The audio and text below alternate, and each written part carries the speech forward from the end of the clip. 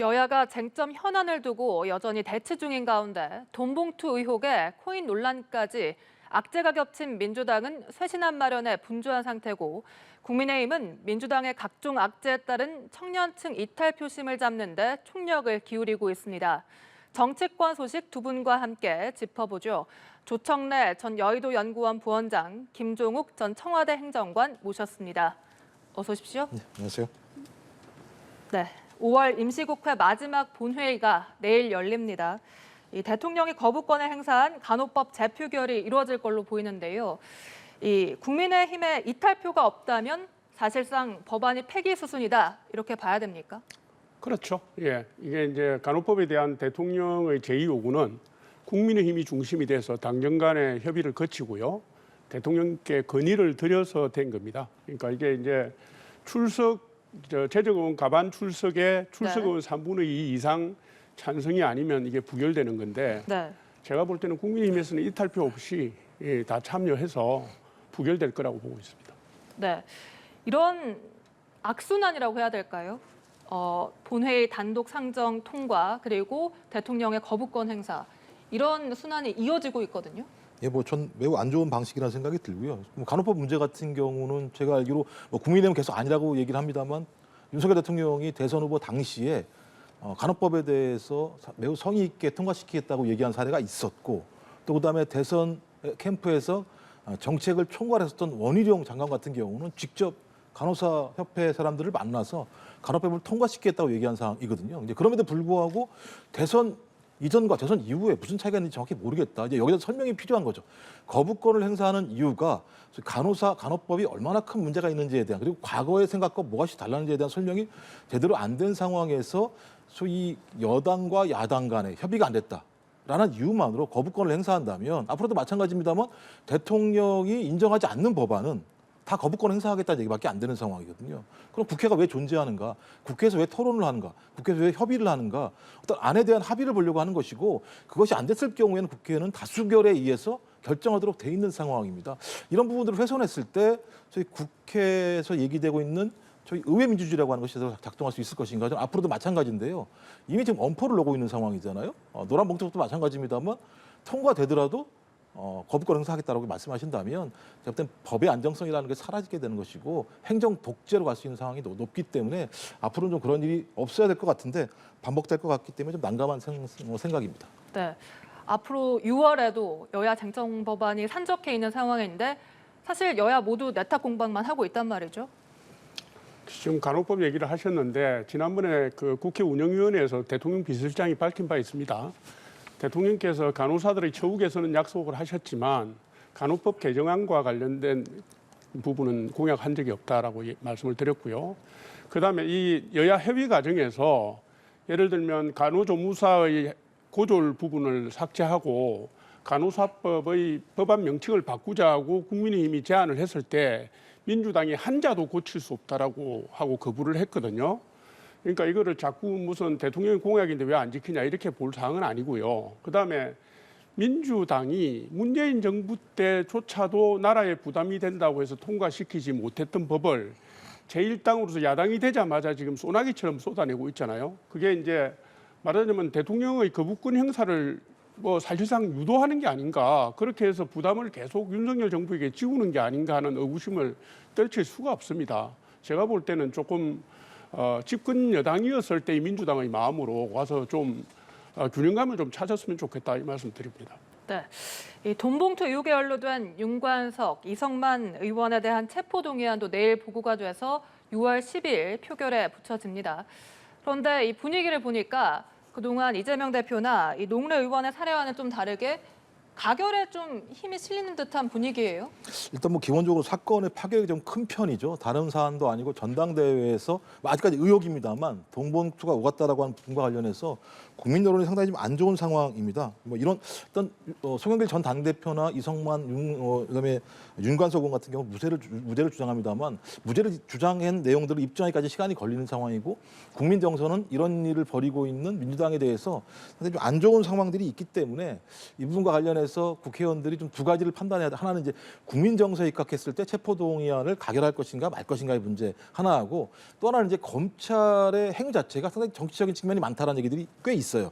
이유는 뭐냐면 이 사건이 나오게 된 가장 근본적인 배경 중에 하나는 저희 특정 방송사가 녹취 내용들을 공개했는데 이 녹취 내용들을 자체에서 받아내기가 어려운 상황이기 때문에 검찰이 가지고 있는 내용들을 공개한 것으로 보고 있다는 측면 하나 하고요. 또 하나는 소위 사무부총장과 관련해서 구속돼 있는 기간 동안 거의 5일에 한 번씩 불러서 예를 들면 조사를 했던 상황들이 분명히 있습니다. 이런 측면들이 많이 있기 때문에 매우 정치적으로 좀 의도된 수사가 아닌가라고 하는 이런 의구심들이 민주당 의원 내부에 분명히 있어요.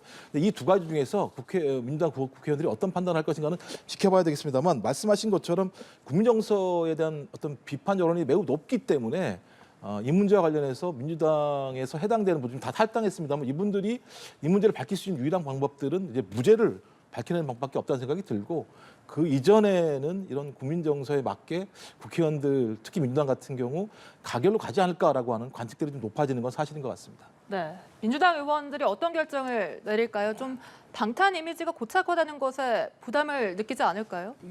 당연히 그렇고요. 노웅래 의원권에서 보셨다시피 만약에 가결을 시키면은 형평의 논리가 제기되고요. 부결을 시키면은 방탄 논리가 깨지는 이런 딜레마에 민주당이 지금 처해 있는데 어쨌든 윤관석 이상만 의원에 대해서는 사실 기획 탈당이라고 의혹이 갈 정도의 시점에 두 분이 탈당을 하셨잖아요. 그거는 민주당이 그 후폭풍을 감당하기가 쉽지 않다라는 것을 온몸으로 체질적으로 알고 있는 거라고 제가 보는 것이고요. 사실 이 문제 때문에 텃밭인 호남에서 지지율이 폭락을 했고 2030 지지율이 확 빠졌지 않습니까? 이게 지금 범죄 혐의의 입증 문제가 아닙니다. 정치적 영향 부분을 고려해야 되는 게 정당이기 때문에 제가 볼 때는 이런 텃밭의 하락 경향을 두고 볼 수 없을 거다. 그다음에 지금 현역 의원들이 제일 신경 쓰는 게 뭐겠습니까? 지금 거의 10개월 뒤에 총선이 있는데 이 부분을 부결을 시키면 그 후폭풍을 누가 감당을 하겠습니까? 그래서 제가 볼 때는 이번에는 쇄신 논의도 있고 또 민주당이 어쨌든 텃밭에서 위상도 강화시켜야 되고 하기 때문에 의원들이 가결 쪽으로 힘을 실을 거다 이렇게 예상을 해봅니다. 네, 돈봉투 의혹과 관련한 검찰의 수사도 속도를 내고 있습니다. 돈봉투 20개를 나눠받은 의원들 일부를 특정을 했고 이제 현역 의원 줄 소환이 예상이 되는데 이런 가운데 송영길 전 대표 소환도 임박했다 이런 관측이 나옵니다. 그런데 송 전 대표가 자신을 수사하려면 윤 대통령도 수사해야 한다 이렇게 말을 했어요. 아니 그게 그거하고 무슨 상관이 있습니까? 저는 이게 정말 송영길 전 대표는 전당대 돈봉투 의혹의 최대 수혜자입니다. 그죠? 그다음에 돈을 살포를 직접 지시했거나 혹은 돈 살포를 조력을 했을 수가 있거든요. 그래서 이게 공여자 혹은 공범 관계가 성립될 수 있는 분입니다. 그런데도 지금 10여 명의 현역 의원이 연루가 돼 있고 총 한 40명? 수십 명이 지금 검찰에 불려가야 되는 상황인데 한때 당 대표를 했던 분이 제가 볼 때는 이게 무슨 자신의 혐의에 대해서 뉘우치는 기색이나 제대로 된 사과를 한 적이 없어요. 계속 공세적인 입장을 내고 있습니다. 제가 볼 때는 이 입장을 보면서 한때 민주당의 당 대표를 한 분이 맞나 저는 이런 생각이 들었고요. 태영호 전 최고위원의 무슨 녹취록 얘기를 하시는데 그거는 송영길 전 대표가 말씀하신 것처럼 어느 시민단체에서 공수처에 고발을 했다고 하니까 그거는 고발한 대로 공수처가 수사를 하면 될 일입니다. 그죠? 이 문제와 저 문제는 다른 맥락이기 때문에 물타기 하는 건 옳지 않다. 국민에 대한 도리도 아니다. 이 점을 말씀드립니다. 네, 이 송 전 대표의 주장의 배경이나 논리성에 대해서 설득력이 있다고 보십니까? 제가 볼 때는 이렇게 본인이 주장할 수 있죠. 주장할 수 있다 생각하고요. 일단 기본적으로 저는 검찰은 특정해서 의원들이 있다고 얘기하지 말고 밝혀야 됩니다. 흘리면 안 돼요.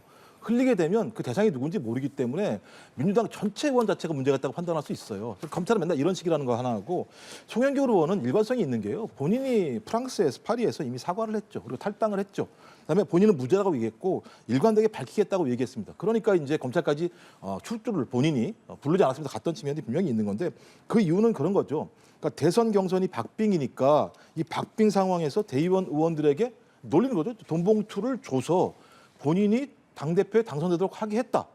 이런 거 아니고 논리 자체가 최대의 수혜자가 됐다라고 하는 얘기인데 이것이 법리적인 문제와 다르게 예를 들면 윤석열 대통령께서 소위 그 국민의힘 전당대회 과정에서 경선룰을 바꾸는 부분에 대해서 소위 윤핵관들과 모여서 대화를 나눴었고 그다음에 유승민 의원, 나경원 의원이 출마하지 못하도록 대통령실이 일정하게 압력을 가했다는 건 국민들이 다 아는 사실이고 경선 과정에서도 마찬가지입니다만 안철수 의원에게 아무 말도 하지 않으면 아무 일도 일어나지 않을 거라고 얘기를 했었고 이런 과정에서 김기현 당대표에게 압도적인 지지를 했었고 이 결과로 당 지도부가 구성이 됐는데 거기에 대해서 이진복 정무수석이 따지면 이성만 의원이나 예를 들면 윤관석 의원 같은 케이스가 되겠죠. 가서 이런 상황이 있으니 이렇게 얘기하라고 얘기하는 것과 관련해서 본인이 얘기한 선거 개입을 통해서 본인이 정치적 효과를 얻을 수 있으니 정치적인 판단은 모르겠으나 논리적인 개연성 맞다라고 얘기할 수 있는 것이고 이렇게 예를 들면 검찰이 자기에게 죄를 덮어씌우는 것이 아닌가라고 하는 문제 제기는 전 할 수 있다고 생각이 들어요. 아직까지 무슨 예를 들면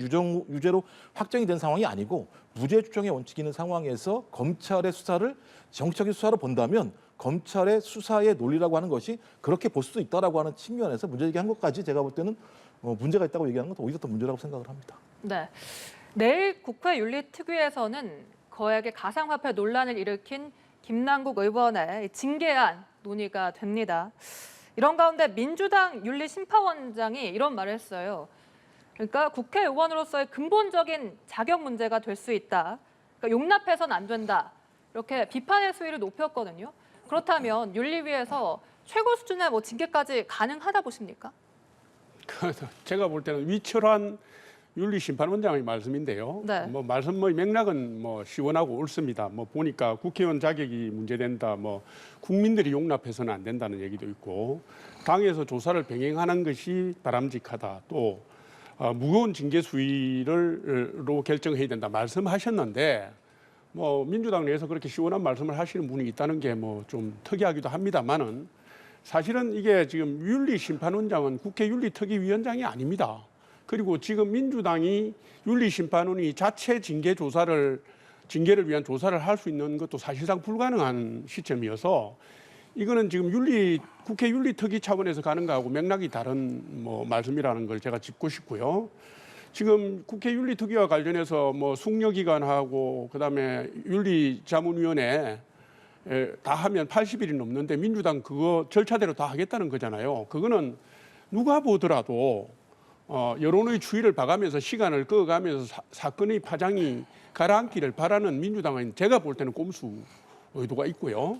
그다음에 이 지금 추세대로라면 최장 80일에서 100일이 걸릴 수 있는 윤리특위의 징계 절차라면 가다가 민주당이 김남국 의원을 제명 절차까지는 안 가게 톤다운을 시키려고 노력하지 않겠는가. 지금 이미 그 기미가 보이고 있다. 이렇게 저는 봅니다. 네, 그러니까 지적하신 부분이 윤리심사자문위원회 회부가 되면 최장 2개월이 소요가 되고 또 최고 수위의 징계, 그러니까 의원직 면직, 제명 결정을 하더라도 사실 이것이 국회에서 재적의원 3분의 2 이상의 찬성이 필요하거든요.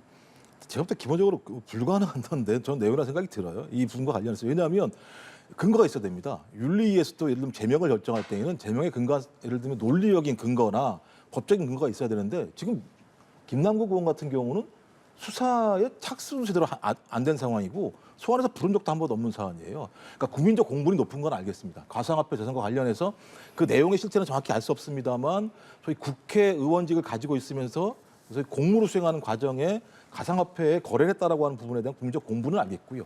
또 그 얼마만큼의 차익을 얻었는지 모르겠습니다만 그 과정에서 차익을 얻었다라고 하는 측면에서 소위 국회의원으로서의 윤리적인 책임을 다했는가라고 하는 저는 공분에 대해서는 충분히 동의하겠습니다만 지금까지 윤리위원회 제소된 의원들의 제소 사례들을 쭉 지켜봤을 때 거기에 근거했을 때 김남국 의원이 제명까지 갈 사안인가. 저는 만약에 김남국 의원이 지금 이 사안을 가지고 제명이 된다라고 하는 것에 윤리 결정이 나고 국회가 결정한다면 소급할 수 없습니다만 그 이전에 많은 의원들 같은 경우도 이런 사례에 맞게 국회의원 제명을 했어야 되는 측면들이 분명히 있습니다.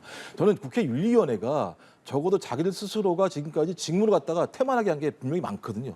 최소한 뭐합니까? 회의를 안 열고 거기에 대해서 징계 처리를 안 하는 측면이 많았었기 때문에 저는 이제라도 김남국 의원에 대해서 윤리위에서 제소가 된 내용들을 회의를 연다면 앞으로 국민에게 설명하셔야 돼요. 어떤 증거를 가지고 우리가 가지고 있는 기준에 맞게 이러이러한 기준에는 이렇게 징계를 처리하겠다. 4가지 절차가 있으니까요.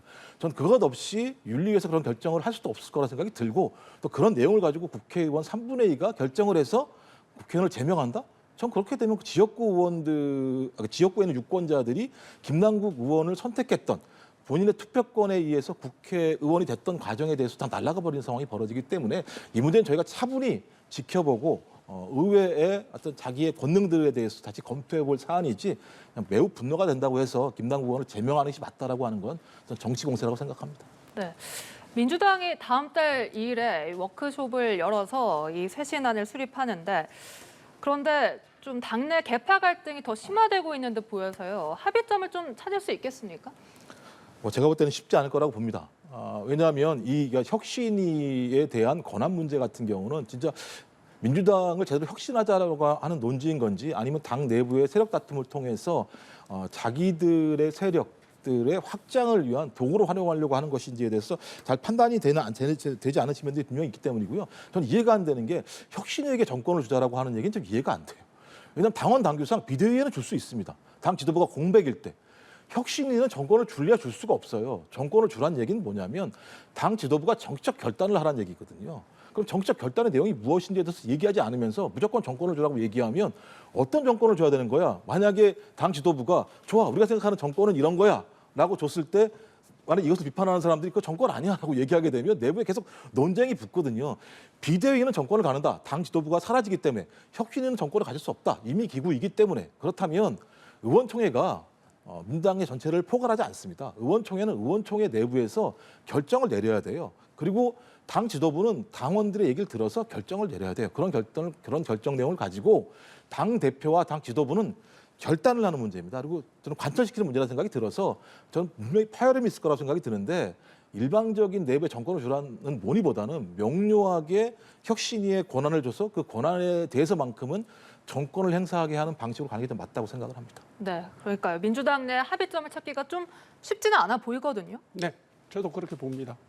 그러니까 민주당의 상황을 조목조목 말씀드리기는 좀 그렇지만 네. 말씀드려보겠습니다. 이게 뭐가 문제냐 이 문제가 있을 수가 있지만 제가 전체적으로 느끼는 건 지금 민주당이 전체 상황을 보는 게 덜 급하다. 좀 아니하다 이렇게 봅니다. 지금 5월 14일 날 의원총회에서 결의문을 통해서 당 혁신기구를 반영했어요. 했는데 2주 동안 지금 아무것도 안 이루어지고 있지 않습니까? 혁신 주체, 혁신 대상에 대한 논의도 없습니다. 혁신 대상이 예를 들어서 국회의원인지 지도부인지 아니면 민주당 전체 영역인지에 대한 부분도 없고요. 정해진 게 없고 그다음에 혁신기구의 권한과 위상에 대한 부분도 뭐 공감대가 전혀 없어요. 제가 보기에는 혁신의 대상이라고 할 수 있는 현재의 난맥상을 만들어낸 민주당 지도부가 혁신위원회를 구성할 수 있는 주도권을 쥐고 있어요. 그러다 보니까 친명계가 지금 시작도 하기 전에 혁신위원회의 위상이나 뭐 권한을 축소하기 바빠요. 그게 이미 밖으로 삐져나오고 있고. 그다음에 지금 뭐 혁신 논의와 관련해서는 대의원제 폐지 같은 게 지금 수면 위로 올라왔잖아요. 혁신기구도 안 만들어졌는데 대의원제 폐지를 하자, 뭐 해야 된다 이런 논의가 친명계를 중심으로 나오는데 이 부분은 뭐냐면 지금 현재 민주당의 난맥상을 만든 그 대상들의 민주당 내 권한을 강화시키는 방향으로 나와요. 그러니까 제가 볼 때는 이건 혁신이 아니라 혁신에 역주행하는 거라고 보여집니다. 결과적으로 말씀드리면 결국 혁신기구와 관련된 논란은 계파 간의 갈등만 심화시키고 제대로 된 결론을 맺기가 당분간 힘들지 않느냐, 어려워 보인다. 네, 생각합니다. 알겠습니다. 이렇게 민주당의 각종 악재, 청년층 이탈이 이어지고 있습니다. 그러자 국민의힘이 이런 2030 표심 공략에 총력을 기울이고 있는데 실제로 여론조사 수치로도 이것이 확인이 되고 있고 그렇다면 야당의 위기를 여당의 기회로 바꾸려면 좀 국민의힘에선 어떤 접근법이 필요합니까? 지금 뭐 많은 노력을 하고 있는데 그게 이제 언론이나 뭐 다른 통로를 통해서 국민들에게 제대로 전달되고 있지는 않은 것 같습니다. 그러니까 김기현 대표 체제가 출범한 이후에 2030 청년층들의 목소리를 당무에 반영하기 위해서 많은 노력을 하고 있어요. 각종 위원회도 만들었고, 그다음에 중도층에 더 다가가기 위해서 호남 중시 전략의 일환으로 지금 계속 하고 있잖아요. 5.18 국립묘지의 추모식에도 갔고, 또 지금 노무현 대통령 봉화마을 추모일에도 참석을 했고 그런 노력을 하고 있는데 지금 이런 부분들이 구체화된 정책으로까지는 연결되지 않고 있어서 민주당이 지금 잃어버린 그 표심을 100% 그대로 흡수를 못하고 있습니다. 그런데 이게 지금 국민의힘이 가지고 있는 약자와의 동행이라든가 호남 중시 전략은 지난번에 대선 전에 김종인 비대위원장 체제부터 지금까지 일관되게 오는 것이라 쭉 지켜보시면 체감도 높은 부분으로 해서 설득력 있는 정책들이 나올 거라고 생각합니다. 네, 그럼 민주당과 관련해서는 반대로 여쭤볼게요. 지금 이 위기를 좀 어떻게 돌파를 해야 이탈을 최소화시킨다거나 다시 좀 돌려올 수 있습니까? 그러니까 뭐 말씀하신 것처럼 매우 심각한 상황이라 생각이 들어요. 왜냐하면 과거 문재인 정부 당시에 민주당의 하락세 중에 가장 중요한 이유가 20대들의 어떤 예를 들면 이반 현상이 가장 컸었거든요. 그 이반 네. 현상의 핵심적인 내용들은 두 가지였습니다. 공정하지 않다, 이 세상이. 근데 공정하지도 않은데 부동산이 급등하면서 젊은 층에게 미래가 없다, 이 두 가지였었거든요. 근데 이번에 민주당에 대한 그 전까지는 민주당 지지율이 좀 높았었는데요. 근데 20대 가장 중요한 부분들은 이제 과반 정도가 무당층인 거죠. 그러니까 어느 정당에 의지하다고 하더라도 거기에다 효능감을 느끼지 못하는. 그러니까 우리를 위해서 존재하지 않은 정당으로 생각하는 측면들에 대한 대안을 주는 문제들은 양대 정당 다 하지 못한 건 사실인 것 같다는 생각이 들고, 그나마 민주당에서 조금 약간 높은 지지를 보였었는데 최근에 돈봉투 문제나 김남국 의원의 가상화폐 문제가 발생을 하면서부터 공정성 문제에 대해서 다시 한번 의구심을 품는 것 같아요. 근데 반대는 뭐냐면 이제 그 당시에는 민주당이 집권당이었었는데 지금 같은 경우는 소위 지금 15개월 이상 무역수지 적자에다가 그다음에 경제성장률이 좀 하락하고 있는 측면인 거죠. 그럼 경제성장률이 하락하게 됐을 때에는 일자리가 적게 생길 수밖에 없는 상황입니다. 이건 또 예를 들면 미래 문제로 갈 수밖에 없거든요. 전 그렇다면 이제야말로 민주당이나 국민의힘이나 소위 20대와 30대들이 제기하고 있는 미래에 대한 민생 문제에 대해서 얼마만큼 절실하게 그들에게 찾아가고 그들에게 대안을 만들어낼 수 있을 것인가. 전 그런 노력들밖에 다른 길이 별로 없다. 그러니까 20, 30대에게는 다른 수가 있는 게 아니라 진심으로 대하고 최대한 노력을 하고 하나하나 대책들을 만들어서 그들에게 조금씩 어떤 점수를 따가는 방법 외에는 저는 없다는 생각이 들기 때문에 저는 양당 모두 제가 볼 때 20대에 대해서는 지금 되드락에 걸려있는 상황이라는 생각이 들었어요. 앞으로도 제가 볼 때 쉽게 이 벽을 넘기는 어렵다고 생각을 합니다. 당분간은. 네, 알겠습니다. 대통령의 국정 수행 지지율도 살펴보죠. 5주 연속 상승세를 보이면서 석 달 만에 40%를 회복을 했습니다. 과연 어떤 요인이 가장 이 상승을 이끌었다 이렇게 평가를 하십니까? 지금 말씀하신 것처럼 리얼미터 오늘 조사 보니까 네. 4월 3주 차에 32.6%였던 게 5주 연속 상승을 해서 40%를 찍었더라고요. 찍었고 지난주 조사에 보면 RN서치 조사에서 44.7%까지 올라갔어요. 그러니까 전체적으로 지난주에 있었던 여론조사가 다 40%대를 넘어섰습니다. 대통령 지지율이. 이건 뭐냐면 1년의 한미 정상회담, 한일 정상회담, 그다음 히로시마 G7 정상회담에 참석한 외교 안보적 이슈 부분들이 반영이 됐고요. 그다음 며칠 전에 있었던 나로 발사도 저는 긍정적 요인으로 들어갔다고 보고, 그다음에 민주노총 건설노조 부분의 1박 2일 불탈법 집회 부분에 대해서 엄정한 의지를 드러낸 부분, 원칙적인 대응을 드러낸 부분도 영향을 미쳤다고 봅니다. 전체적으로 보면 외교 안보 이슈가 여태까지는 부정적인 요인으로 작용을 했는데 이 부분들이 윤석열 정부의 국정 운영이 1년 차를 지나면서 학습 효과 이런 등등으로 해서 안정되면서 긍정적인 요인으로 들어섰고요. 그다음에 불법 탈법에 대한 엄정하고 확실한 법적 대응, 원칙적 대응 부분이 국정 운영 전반의 안정적 기조가 맞물리면서 선순환의 효과로 들어갔다, 저는 이리 봅니다. 지금 이제 대통령의 대선 때 득표율이 48.56%인데 네. 제가 볼 때 이런 식의 안정 기조가 지속되면 지지율을 더 밀어 올릴 거다. 그래서 곧 득표율에 육박하는 지지율이 나오지 않겠느냐 이렇게 기대하고 있습니다. 네, 대통령의 지지율이 선순환에 들어갔다 이렇게 평가를 하시면서 앞으로 지난 대선 득표율까지 미칠 것이다 이렇게 말씀을 해주셨는데 어떻게 전망하십니까? 동의하십니까? 아직은 웃으실 상황은 아니라는 생각이 들고요. 아직까지는 좀 불안정한 구조적인 상승이라고 생각을 해요.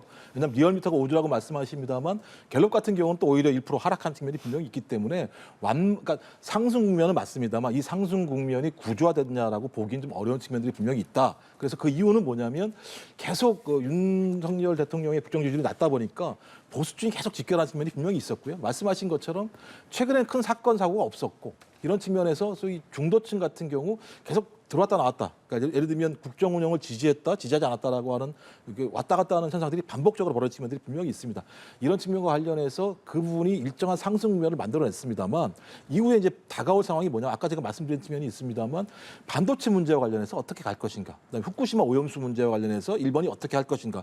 그러니까 지금은 미국과 일본의 외교 문제와 관련해서 과거처럼 큰 잡음이 발생하지 않았습니다만 앞으로 닥쳐올 문제와 관련해서 국민들이 이렇게 외교를 해서 이런 성과가 있었구나라기보다는 오히려 리스크로 다가올 측면이 분명히 있다는 측면 하나하고 경제적으로 상황은 매우 안 좋은 건 사실이에요. 실제적으로 아까 말씀드렸던 경제 성장률 문제나 무역 수지 문제나 중국과의 관계 때문에 그랬을 때 이런 부분들이 몰려왔을 때 소위 중도층들의 지지가 지금처럼 예를 들면 계속 상승할 것인가 좀 그렇지 않을 거라 생각이 들기 때문에 적어도 이 시점에는 대통령과 소위 집권 여당이 지금까지 국정 운영 방식을 좀 바꿔야 되는 측면이 분명히 있는데 그럴 조짐은 크게 보이지 않기 때문에 제가 볼 때는 아직까지는 구조화된 상승보다는 불안정한 일정 기간 동안의 상승이라고 보는 게 맞다고 생각합니다.